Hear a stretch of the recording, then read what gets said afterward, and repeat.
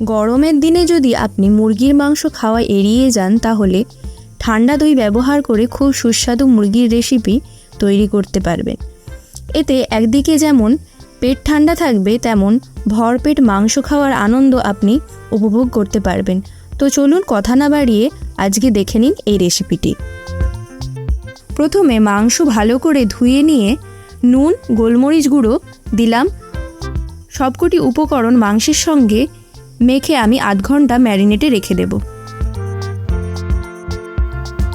তারপর একটি শুকনো কড়াইতে গোটা গরম মশলা দিয়ে দিলাম, কিছুক্ষণ নাড়িয়ে নেব। তারপর 2 টেবিল চামচ জিরে ভালো করে নাড়িয়ে নিয়ে ওই মশলাটা গুঁড়ো করে নেব।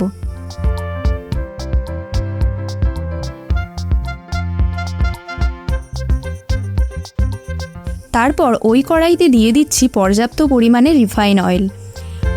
তেলটা গরম হয়ে গেলে পারে আমি ম্যারিনেট করে রাখা চিকেনগুলো দিয়ে দেব, দিয়ে হালকা করে ভেজে নেব। হালকা করে ভেজে নিলে পারে চিকেনের গন্ধটা আর থাকে না। হালকা করে ভেজে নিয়ে আমি চিকেনগুলো অন্য একটি পাত্রে তুলে নিচ্ছি।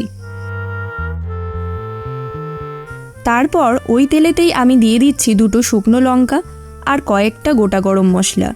গরম মশলার সুন্দর একটা গন্ধ উঠে আসলে আমি দিয়ে দেব 2টো পেঁয়াজ ও 2টো কাঁচা লঙ্কা কুচি। পেঁয়াজ আর কাঁচা লঙ্কাটা আমি আগে থেকে কুচিয়ে রেখেছিলাম।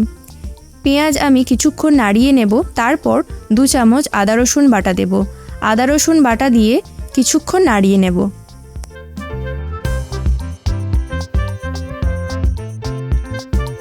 তারপর দিয়ে দেব স্বাদ অনুযায়ী লবণ আর সামান্য লঙ্কার গুঁড়ো দিলাম।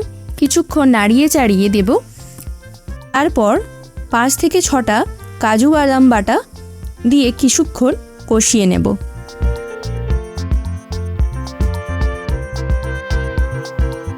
মশলা দিয়ে তেল ছেড়ে গেলে ওতে আমি দিয়ে দেব 1 বাটি জল ঝরিয়ে রাখা টক দই। টক দই দিয়ে আমরা কিছুক্ষণ মশলাটা কষিয়ে নেব।